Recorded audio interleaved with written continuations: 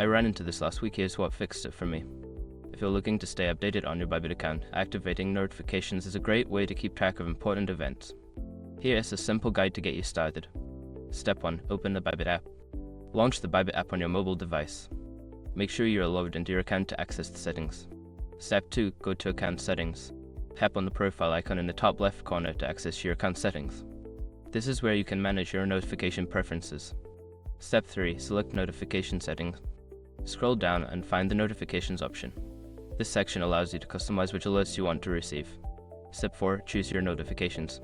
Toggle on the notifications you want to receive, such as price alerts, transaction confirmations, or news updates. Make sure to check each category to avoid missing anything important. Step 5. Save your settings.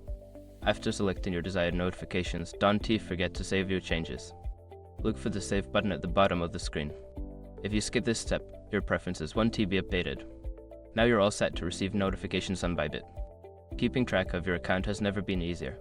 If you have any questions or need further assistance, feel free to ask. Happy trading!